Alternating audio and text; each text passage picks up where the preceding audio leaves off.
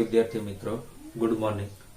છેલ્લે ગયા લેક્ચરની અંદર આપણે ધોરણ 10 ની અંદર ચેપ્ટર નંબર 10 છે પૂરું કર્યું હતું, બરોબર, વર્તુળ.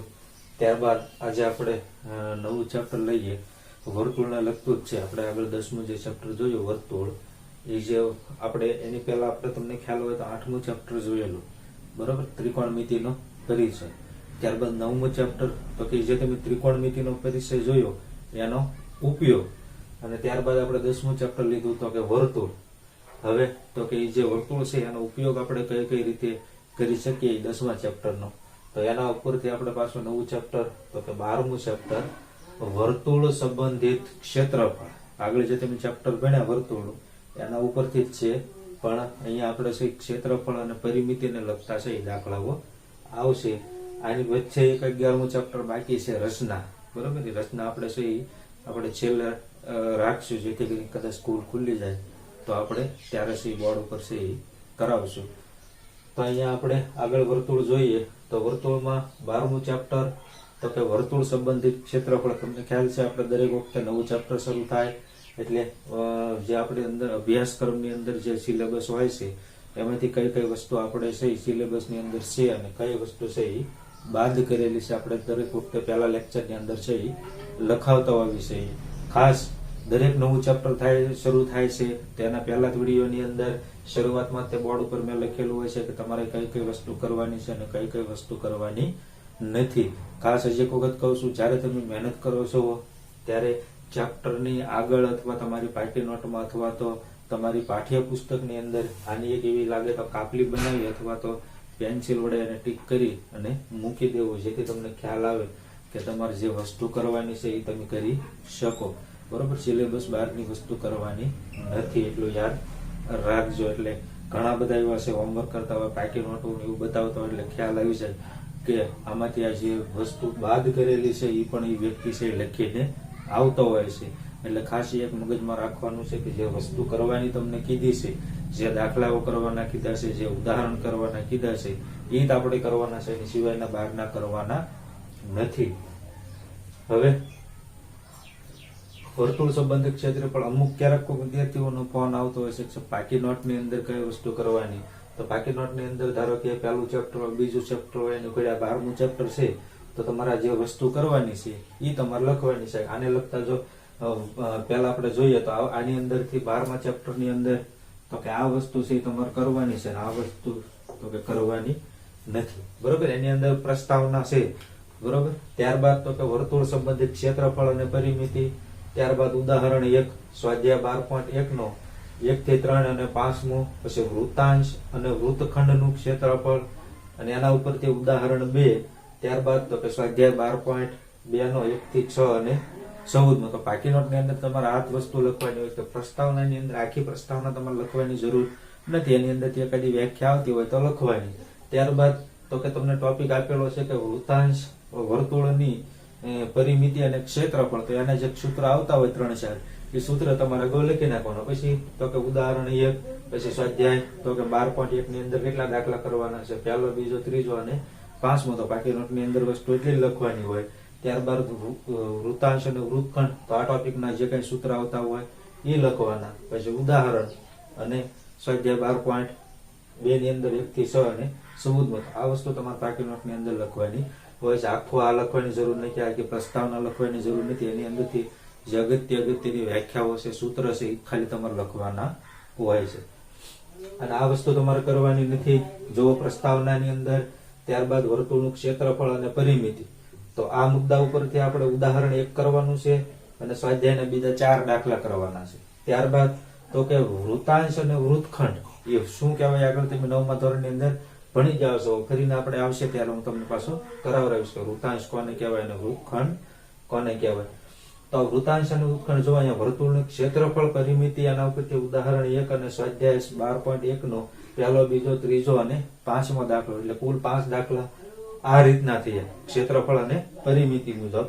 ત્યારબાદ તો કે વૃત્તાંશ અને વૃત્તખંડ, આ ટોપિક ઉપરથી ઉદાહરણ 2, 1 થી 6 અને 14, એટલે કુલ દાખલા આના થયા 7 અને આવડા કયા થયા તો કે 5 દાખલા, એટલે 7 ને 5 12 દાખલા અને આ એક ઉદાહરણ એટલે કુલ 13 દાખલા થયા, બરોબર. આ ચેપ્ટર ની અંદર તમારે 13 દાખલા હરખા છે એ વ્યવસ્થિત કરવાના છે, બરોબર. આ વખતે મારા ખ્યાલ મુજબ લગભગ મોસ્ટ ઓફલી છે બધું આવું પૂછાતું હોય છે, બરોબર. બોર્ડ ની અંદર 12ના પ્રશ્નો લગભગ ઓછા કાઢે એવી શક્યતા છે. એટલે કે આ જે વસ્તુ તમારે કરવાની, કદાચ આ વસ્તુ તમારે એટલી પરફેક્ટ થઈ ગઈ તો આને લગતો બીજો કોઈ પણ પ્રશ્ન પૂછે તો એના ઉપર તમને એ દાખલો ગણતા આવડી જાય. ને અહીંયાથી એક રીત આખી કેન્સલ કરેલી છે, તો કે સંયોજિત સમતલ આકૃતિનું ક્ષેત્રફળ, એટલે કે સંયોજિત સમતલ જે આકૃતિઓ, અલગ અલગ પ્રકારની આકૃતિઓ હોય, બધી ભેગી આકૃતિ અને એના અલગ અલગ તમારા સૂત્ર વાપરવાના, એના જે ક્ષેત્રફળ એટલે કે જે અઘરી રીત છે એ લોકોએ કાઢી નાખી છે. એના ઉપરથી તો કે આ સંયોજિત સમતલની આકૃતિઓ ઉપરથી 3 ઉદાહરણ છે તો એ આખા કાઢી નાખ્યા. ત્યારબાદ એના ઉપરથી તો કે સ્વાધ્યાય આખો 12.3 છે તો એ પણ હું કર્યું છે તો કે કાઢી નાખવા છે. આ જે 2 સહેલી રીત છે એ રાખી છે અને જે અઘરી રીત છે એ આમાંથી કાઢી નાખેલી છે. અહીંયા તો કે 12.1 ની અંદર તો કે એક્ઝામ્પલ 4 છે એ તમારે કરવાનો નથી, બરોબર. ત્યારબાદ ઉદાહરણ 3 તમારે કરવાનું નથી. 12.2 ની અંદર 7 થી લઈ 13 દાખલા છે એ કરવાના નથી. એની અંદર જે છેલ્લા દાખલા છે એ તમારે 1 થી 6 અને 14 છે એ કરવાના છે. તો અહીંયા આપણે 12મા ચેપ્ટરની જે રૂપરેખા કહેવાય કે જે વસ્તુ તમારે કરવાની છે એ હરખું વ્યવસ્થિત એક પેજમાં લખી અને આગળના પેજ છે એ તમારે લગાવી દેવાનું અથવા તો પેન્સિલથી છે એ ટીક કરી નાખવાનું. હવે આગળ જોઈએ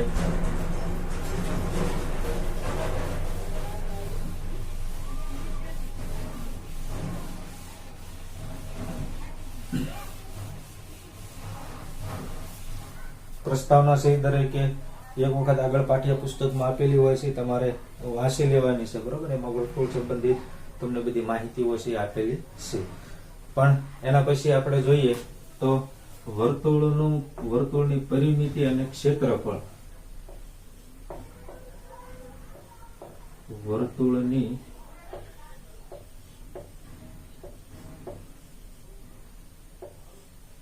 પરિમિતિ અને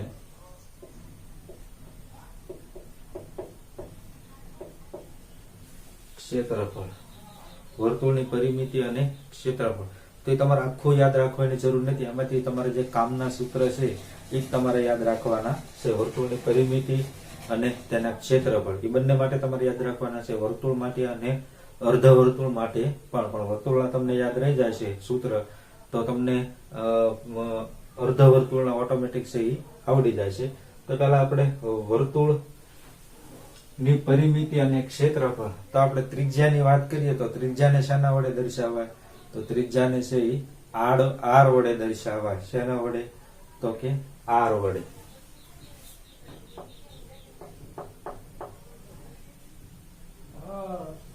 આ સૂત્ર નથી પણ આ તમારી પાસે માહિતી હોવી જોઈએ. ત્રિજ્યાને આર વડે દર્શાવાય. પછી વ્યાસ. તો વ્યાસને શેના વડે દર્શાવાય? તો કે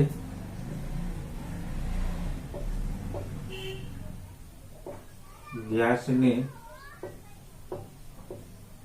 ડી વડે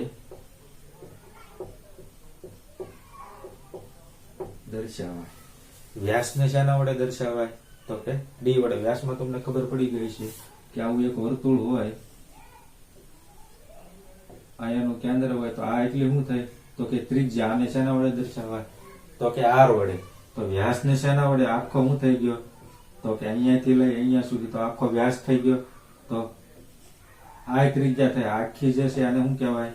તો કે વ્યાસ એટલે કે ડી. વ્યાસને આપણે આગળ ચેપ્ટર વર્તુળ 10મું ચેપ્ટર શરૂ કર્યું ત્યારે આપણે 3 વ્યાખ્યાઓ છે કરાવેલી. વ્યાખ્યાઓ તમારે આની અંદર 10મા ધોરણની અંદર પૂછાય છે નહીં, બરોબર. વ્યાખ્યાઓ આપણે જોઈ તો વર્તુળના 2 સમાન ભાગ કરતા રેખાખંડને વર્તુળનો વ્યાસ કહેવાય. વર્તુળના કેન્દ્રમાંથી પસાર થતી જીવાને વર્તુળનો વ્યાસ કહેવાય. તો કે અને ત્યારબાદ તો કે વર્તુળની મોટામાં મોટી જીવાને વર્તુળનો વ્યાસ કહેવાય. 3 વ્યાખ્યાઓ આપણે આગળ પણ કીધેલી હતી પણ તમારે યાદ રાખવાની જરૂર નથી. પણ હવે આ સૂત્ર તમારે યાદ રાખવાનું છે કે ડી બરાબર 2r, એટલે કે વ્યાસ બરાબર 2 વખત ત્રિજ્યા, d બરાબર 2r. આ સૂત્ર તમારે યાદ રાખવાનું છે, બરોબર. ક્યારેક છે એ તમને રકમની અંદર સીધો d એટલે કે ત્રિજ્યાની જગ્યાએ તમને વ્યાસ આપેલો હોય તો તમને ખબર પડી જાય જોઈએ કે તમારે ત્રિજ્યા મેળવવી હોય તો વ્યાસના શું કરવા પડે, અડધા કરવા પડે. અથવા તો તમે આ રીતે પણ સૂત્ર યાદ રાખી શકો કે r બરાબર d બાય 2. આ બંને સૂત્ર એક જ છે, બે અહીંયા ગુણાકારમાં છે, આ બાજુ જાય તો ભાગાકારમાં, એટલે r બરાબર d ના છેદમાં 2. તો એક આ સૂત્ર તમારે યાદ રાખવાનું છે, બરોબર. ત્રિજ્યા હોય તો d ના છેદમાં 2 એટલે કે વ્યાસના અડધા, અને d હોય તો કે r છે કેવો થઈ જાય ડબલ. જો અહીંયા આખી જીવા છે તો આ ભાગ અને આ ભાગ, તો આ તમને ત્રિજ્યા કેટલી વખત મળે, 2 વખત. તો 2 વખત ત્રિજ્યા મળે તો આખો શું મળે, તો કે વ્યાસ મળે. હવે જે મેન સૂત્ર છે હવે આવશે. તો પહેલા આપણે પરિમિતિનું સૂત્ર લખીએ. તો વર્તુળની પરિમિતિ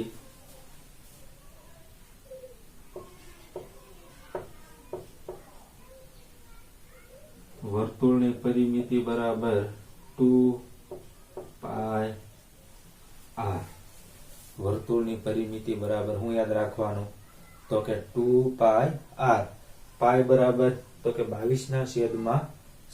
કેટલા, 22/7. એ તમને રકમની અંદર આપેલું થશે કે પાય બરાબર 3.14 લ્યો અથવા તો 22/7 લ્યો. જ્યારે તમને 3.14 લેવાનું કે ત્યારે જ લેવાનું, નકર તમારે પાય બરાબર શું મૂકી દેવાનું, 22/7. યાદ રાખજો, જ્યારે રકમની અંદર તમને એવું કે પાય બરાબર 3.14 લ્યો ત્યારે 3.14 લેવાનું, નકર તમારે 22/7 છે એ મૂકવાનું. તો આ યાદ રહેશે વર્તુળની પરિમિતિ, તો કે 2πr. હવે જો પરિમિતિ અને ક્ષેત્રફળ બંનેમાં કાંઈ ઝાઝો તફાવત નથી, તો અહીંયા હું વર્તુળનું ક્ષેત્રફળ લખું. તો વર્તુળનું ક્ષેત્રફળ, જો આ વર્તુળની પરિમિતિ અને વર્તુળનું ક્ષેત્રફળ બંનેમાં લાંબો ફેર નથી. સૂત્ર તમને તરત યાદ રહી જાય છે. પરિમિતિ એટલે તમારે લાઈનમાં 2πr, એ તમારે લાઈનમાં ગોઠવી નાખવાનું, પણ ત્રણેય શબ્દ તમને યાદ રહેવો જોઈએ, 2π અને r. હવે તો કે વર્તુળનું ક્ષેત્રફળ, એમાં આ બે છે અને તમારે તો કે r ની માથે ઘાત રૂપે ચડાવી દેવાના. તો લખવાનું કે પાય r નો સ્ક્વેર. શું કરી દેવાનું, તો કે પાય r નો સ્ક્વેર. યાદ રહેશે. વર્તુળની પરિમિતિ એટલે 2πr.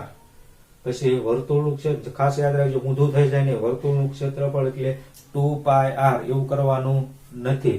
વર્તુળની પરિમિતિ આવે ત્યારે ત્રણેય લાઈનમાં 2πr, અને વર્તુળનું ક્ષેત્રફળ આવે ત્યારે આ જે આગળના બે છે અને તમારે r ની માથે ચડાવી દેવાના. યાદ રહેશે. હવે બસ આ બે સૂત્ર હતા. આ કોના માટે, તો કે વર્તુળ માટે. હવે તો કે અર્ધ વર્તુળ માટે જોઈએ. તો આ વર્તુળ માટે એની જેવું જ તે. તો કે હવે તમને ખ્યાલ છે કે આખું વર્તુળ છે એને મારે અર્ધ વર્તુળ બનાવવું છે, એનું શું કરવું પડે, તો કે 2 ભાગ કરવા પડે. શું કરવું પડે, તો કે 2 ભાગ કરવા પડે. હવે વર્તુળની પરિમિતિ છે, શું છે વર્તુળની પરિમિતિ.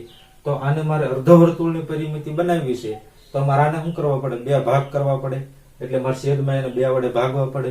તો હું અહીંયા લખી શકું કે અર્ધ વર્તુળની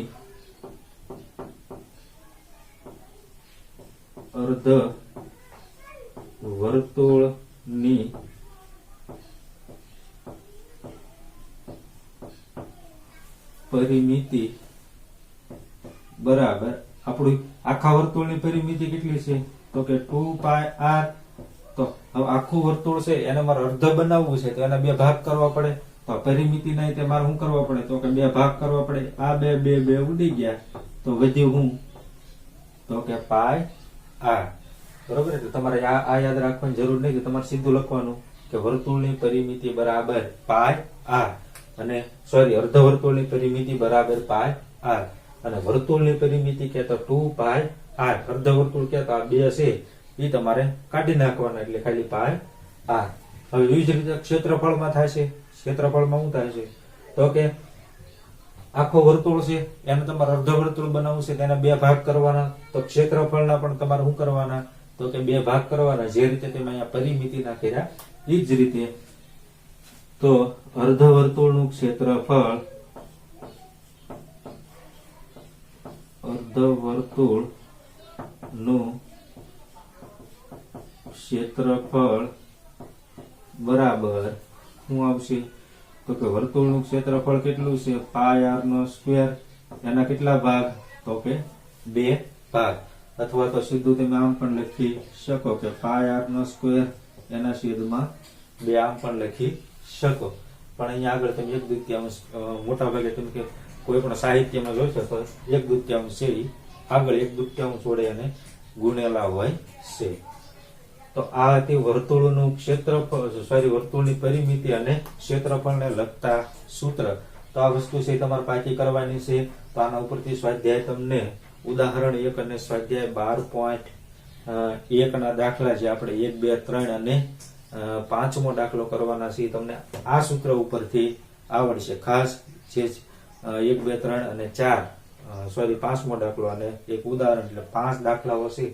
એ આ 4 સૂત્ર તમે કરશો તો તમને આવડશે. એટલે 4 સૂત્ર યાદ રહી જવા જોઈએ. મારા ખ્યાલ મુજબ આ તમારે લગભગ 6ઠ્ઠા ધોરણથી આવતા હોય છે, બરોબર. 6, 7, 8, 9 બધા તમારા વર્તુળનું ક્ષેત્રફળ ને પરિમિતિના જ સૂત્ર આવતા હોય છે. એટલે મોટા ભાગે ઘણા ખરાને છે આ સૂત્ર આવડતા હોય છે. બાકીનાને નથી આવડતા એ લોકોને બોર્ડ ઉપર જોવે છે અથવા તો જેને ભૂલાઈ ગયા છે એ અહીંયાથી તમને આવડી જશે. પણ આ બેમાં મિસ્ટેક થાય નહીં. વર્તુળની પરિમિતિ એટલે કે લાઈનમાં 2 પાયા અને વર્તુળનું ક્ષેત્રફળ એટલે આ 2 છે એ ઉપર છે તમારે ચડાવી દેવાના.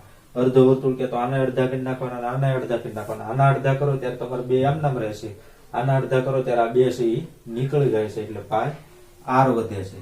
તો આ સૂત્ર છે તમારા આજના છે પાકા થઈ જવા જોઈએ. હવે આપણે આગળ સ્વાધ્યાય તરફ જઈએ.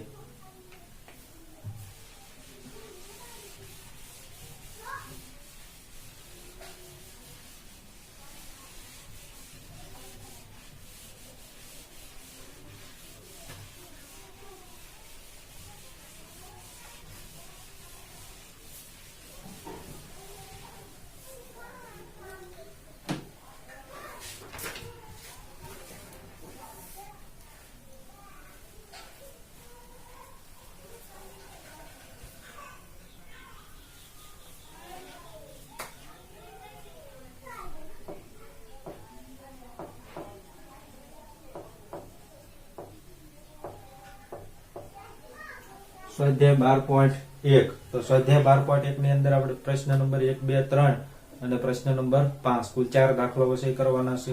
ઉદાહરણ 1 છે આપણે આ દાખલાઓ ગણાય એના પછી છે આપણે કરાવશું અને તમને આવડે તો ગણવાની છે ટ્રાય કરજો. પહેલો દાખલો જોઈએ સ્વાધ્યાય 12.1 નો. તો એની રકમ તમને આપેલી છે કે 2 વર્તુળની ત્રિજ્યા 19 સેમી અને 9 સેમી છે. જો કુલ કેટલા વર્તુળ આપ્યા છે, 2 વર્તુળ, અને 2 વર્તુળની પહેલા વર્તુળની ત્રિજ્યા 19 સેમી અને બીજા વર્તુળની ત્રિજ્યા તો કે 9 સેમી. હવે જો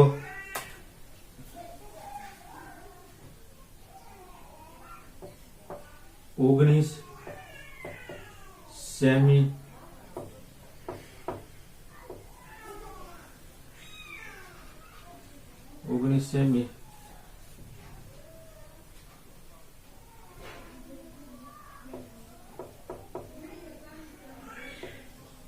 ત્રિજ્યા વાળા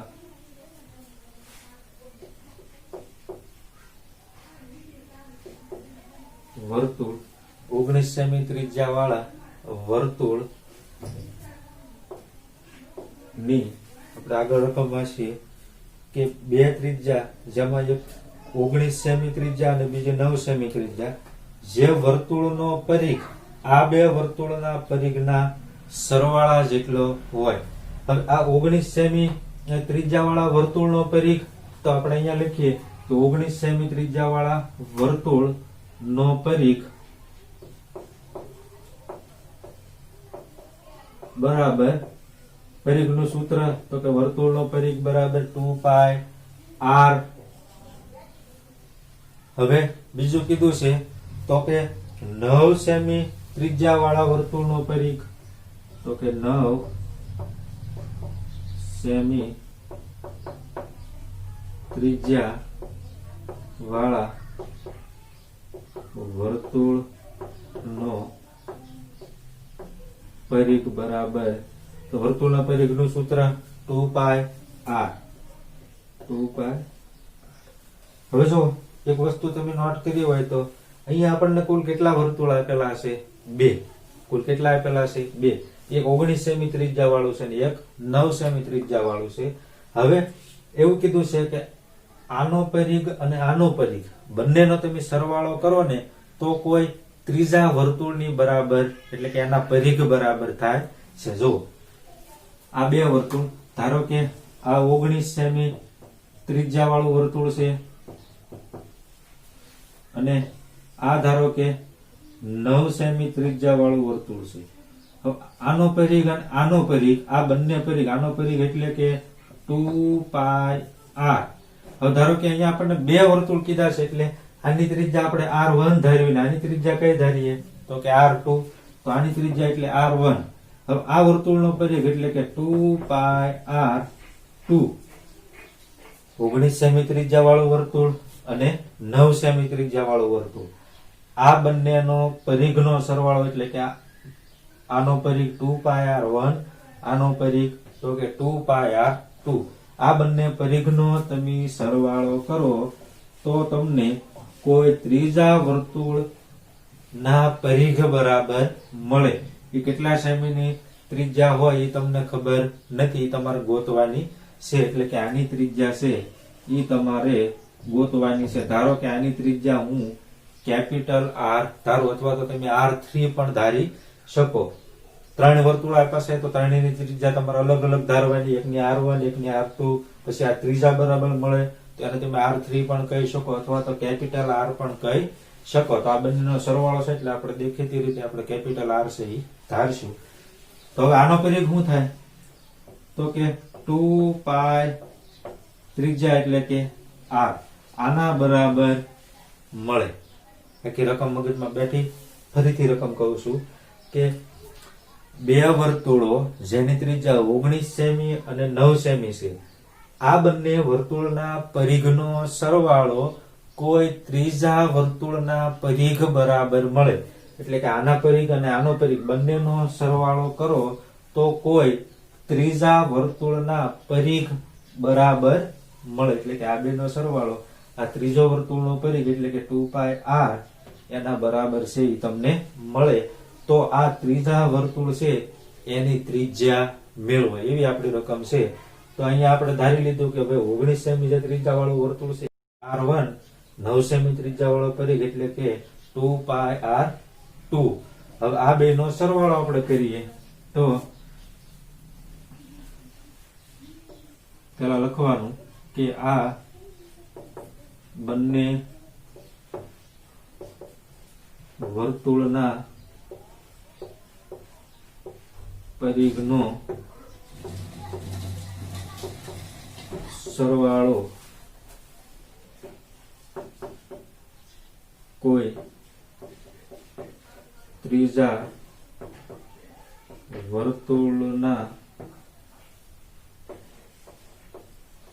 પરિઘ બરાબર થાય છે.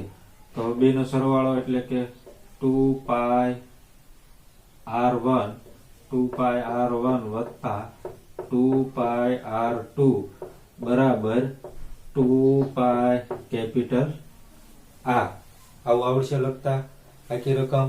તો કે 19 સેમી અને 9 સેમી વાળા બે વર્તુળો છે, આ બે ના પરિઘોનો સરવાળો કોઈ ત્રીજા એટલે કે આ વર્તુળ બરાબર થાય છે આનો પરિઘ અને આનો પરિઘ, આ બંને વર્તુળોના પરિઘનો સરવાળો કરો તો આ કોઈ ત્રીજા વર્તુળ ના પરિઘ બરાબર થાય. તો તમને આનું વર્તુળના પરિઘનું તો સૂત્ર આવડે જ તે, બરોબર, કે 2 પાઈ r, બરોબર. પહેલા વર્તુળ માટે r1 લેવાનું, બીજા વર્તુળ માટે r ને ત્રીજા વર્તુળ માટે તો કે કેપિટલ R. હવે આ બંને વર્તુળ અહીંયા મળ્યા છે. હવે જો અહીંયા 2 પાઈ અને અહીંયા 2 પાઈ, તો 2 પાઈ હું સામાન્ય લઈ લઉં તો અહીંયા શું વધ્યું? તો કે r1 વત્તા r2, અને આ બાજુ તો કે 2 r. અહીંયા 2 છે ને અહીંયા 2 છે, તો 2 મેં બહાર લઈ લીધા, તો અહીંયા શું વધ્યું r1, અહીંયા વત્તા, અને અહીંયા શું વધ્યું તો કે r2. હવે જો બરાબર ની આ બાજુ 2 અને બરાબર ની આ બાજુ 2. જો r1 r2 સાથે ગુણાકારમાં શું છે તો કે 2r, પછી r સાથે શું ગુણાકારમાં છે તો કે 2. અહીંયા 2 ગુણાકારમાં છે, અહીંયા 2 ગુણાકાર છે. અથવા એવી રીતે ન ખબર પડે તો આ 2 છે અને બરાબર ની આ બાજુ લઈ જાવ તો છેદમાં આવે, તો આ 2 ને આ 2 બે ઉડી જાય, એની કરતા બેટર છે બરાબર ને આ બાજુ બે જગ્યાએ આપણે ઉડાડી દઈએ. તો હવે શું વધ્યું તો કે r1 વત્તા r2 બરાબર r. આપણે આ ત્રિજ્યા તો મેળવવાની છે મોટા વર્તુળની, બરોબર. હવે આ બે કિંમત તો તમને આપેલી છે r1 અને r2. 19 સેમી વર્તુળ વાળું ત્રિજ્યા હોય, બરોબર, ત્રિજ્યા 19 સેમી હોય તે આપણે શું થાય તો કે r1. તો આપણે આવી રીતે લખી શકીએ કે r બરાબર 19 વત્તા r2 એટલે કે 9. તો આપણને કેટલી મળી તો કે 9 વત્તા 19 એટલે 28. પાછળ એકમ કયો છે તો કે સેમી. તો મોટા વર્તુળની ત્રિજ્યા આપણને કેટલી મળી તો કે 28 સેમી મળે. આમ ત્રીજા વર્તુળની ત્રિજ્યા 28 સેમી મળે. આના પછીનો દાખલા નંબર 2. એમાં તમને બે વર્તુળની ત્રિજ્યા એની ઘોડે આપીશ, તમારે આની ઘોડે લખવાનું છે કે એની અંદર જો તમને કીધેલું છે કે બે વર્તુળની ત્રિજ્યા આપેલી છે કે અહીંયા 19 જગ્યાએ 8 સેમી છે અને અહીંયા કેટલા સેમી છે તો કે 6 સેમી. અને ત્યાં તમને શું કીધું છે કે આ બંને વર્તુળના ક્ષેત્રફળનો સરવાળો એ કોઈ ત્રીજા વર્તુળના ક્ષેત્રફળ બરાબર થાય છે. તો આની ઘોડે જ કરવાનો છે. અહીંયા વર્તુળનો પરિઘ છે એની જગ્યાએ શું આવે છે તો કે ક્ષેત્રફળ. અહીંયા 19 સેમી ને 8 સેમી છે, સોરી 9 સેમી છે, ત્યાં શું છે તો કે 8 સેમી અને 6 સેમી. તો ત્યાં તમારે લખવાનું કે 8 સેમી ત્રિજ્યા વાળા વર્તુળનું ક્ષેત્રફળ બરાબર, અહીંયા પરિઘ હતો એટલે આપણે 2πr1 લખ્યું હતું, ત્યાં શું લખવાનું તો કે આપણું ક્ષેત્રફળનું સૂત્ર શું છે તો કે πr નો વર્ગ. તો ત્યાં તમારે લખવાનું કે πr1 નો વર્ગ અને બીજા માટે πr2 નો વર્ગ.